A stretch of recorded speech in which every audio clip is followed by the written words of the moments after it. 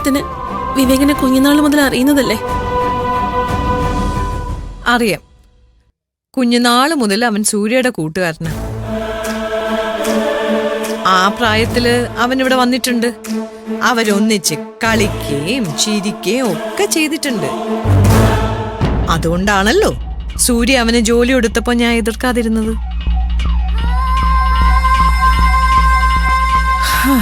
പക്ഷെ ഇപ്പൊ എനിക്ക് മനസ്സിലായി, ഒരു വിഷപ്പാമ്പിനാണല്ലോ സൂര്യ പാല് കൊടുത്തേന്ന്.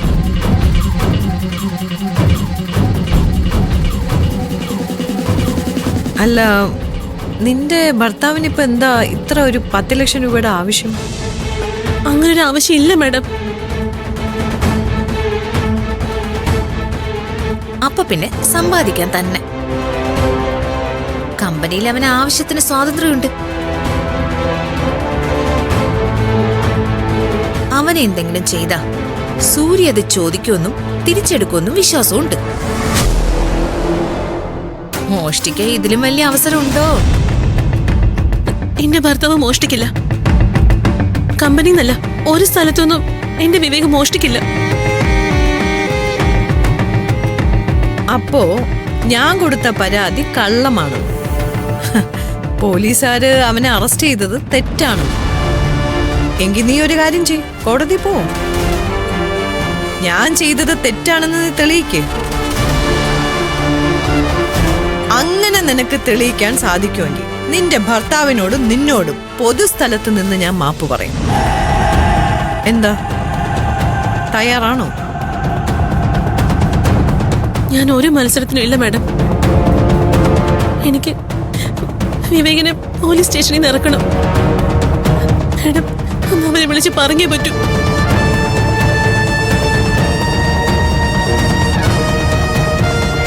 ഞാൻ വിളിച്ച് പറയായിരുന്നു. വിവേക് അങ്ങനെ ഒന്നും ചെയ്യില്ലെന്ന് എനിക്ക് മനസ്സിലൊരു ഉറപ്പുണ്ടായിരുന്നു. പക്ഷേ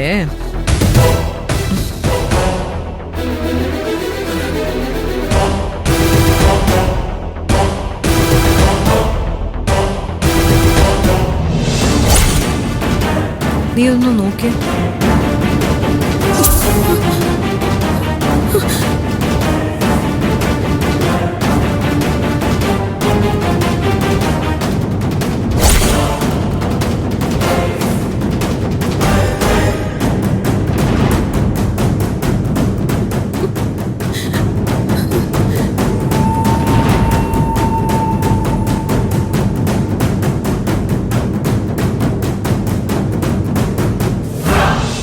ഇത് വിജയുടെ ക്യാബിനാണ്.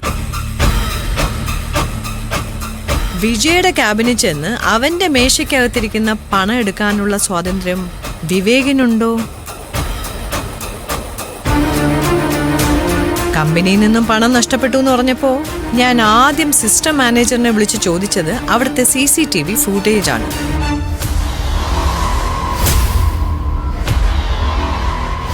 അയാൾ എനിക്ക് അയച്ചു തന്നത് ഇതാ. ഇതിന് നീ എന്തു പറയും?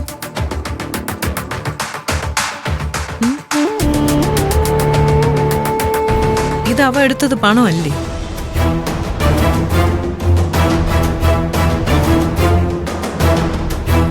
എനിക്ക് എന്റെ ഡിസിപ്ലിൻ പരമപ്രധാനമാണ്. അതിലൊരു വിട്ടുവീഴ്ചയും ഞാൻ ആരോടും കാണിക്കില്ല. ഒരിക്കൽ ഞാൻ കണ്ണടച്ച പിന്നെ കമ്പനി പെരുങ്കള്ളന്മാരുടെ താവളായി പോവും.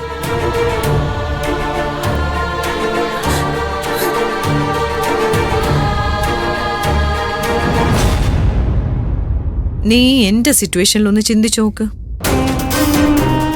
നീ ആയിരുന്നെങ്കിൽ ഇത് പൊറുക്കുമായിരുന്നോ? അതെങ്ങനെയാ മമ്മി? ഇവരൊക്കെയല്ലേ നാട് നന്നാക്കുന്നവര്. ഇവര് പറയുന്നതല്ലേ ലോകത്തിലെ ഏറ്റവും വലിയ കാര്യങ്ങള്. മാഡം, എന്റെ കൂടെ ഒന്ന് പോലീസ് സ്റ്റേഷനിലേക്ക് വരാമോ? വിവേകിനോട് നടന്നത് എന്താണെന്ന് നമുക്ക് ചോദിക്കാം.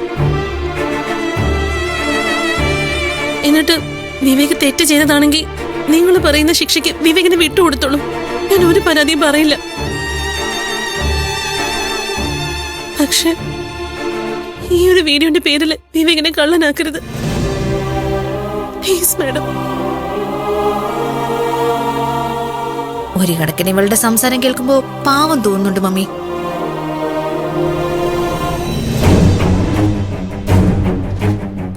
ആ വിവേക് നമുക്ക് അത്രയ്ക്ക് അടുത്തറിയാവുന്ന പയ്യനല്ലേ.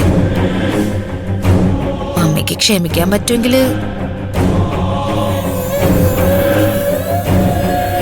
ഞാൻ ക്ഷമിക്കണോ അല്ലേ?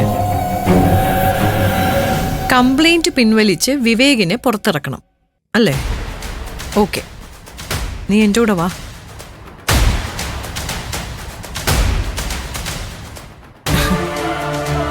കൂടെ വാ, വരൂ.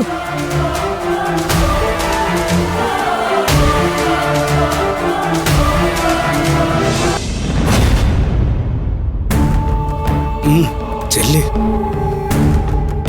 ചെല്ല.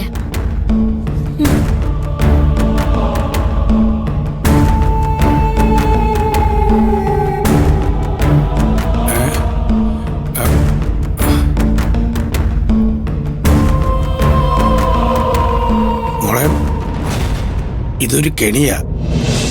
അവര് കരുതിക്കൂട്ടി വിവേകനെ പെടുത്തിയെന്നാ തോന്നുന്നത്. എനിക്കറിയാം രാജുവേട്ടാ, വിവേക് ഒരു കാരണവശാലും അങ്ങനെ ഒരു തെറ്റ് ചെയ്യില്ല. സംസാരിക്കുമ്പം ഓരോരുത്തരുടെയും നിറം മാറി മാറി വരുന്നത് മോൾ ശ്രദ്ധിച്ച. ഇത്രയും നേരം കത്തി ജ്വലിച്ച് നിന്ന ഇന്ദിരജ മേഡം പത്മാ മേഡത്തിനോട് പറയുന്നു ക്ഷമിക്കാൻ പറ്റുമെങ്കിൽ ക്ഷമിക്കാൻ. ആരുടെയും കൂട്ടി പോയിരിക്കുന്നത് എന്തോ പ്രധാനപ്പെട്ട കാര്യത്തിലാണ്. എന്തെന്നായാലും കുഴപ്പമില്ല രാജുവേട്ടാ, വിവേക് പുറത്തിറങ്ങിയാൽ മതി. അവളുടെ കരച്ചിൽ കാണാൻ വയ്യ. പക്ഷെ ആ കരച്ചിലും ദുരന്തവും ഒക്കെ മോളുടെ തലയിൽ വീഴാതെ സൂക്ഷിച്ചു.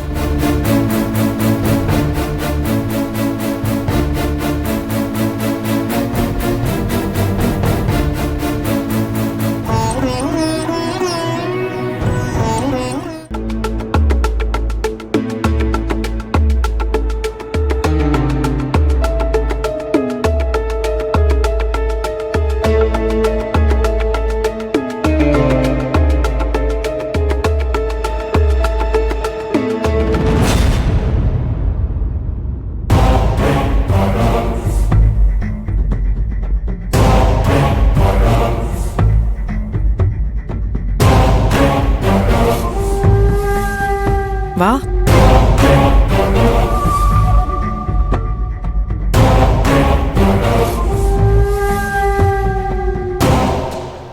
മമ്മി, മമ്മി എങ്ങനെയാ ഈ കേസ് കോംപ്രമൈസ് ചെയ്യാൻ ഉദ്ദേശിക്കുന്നത്?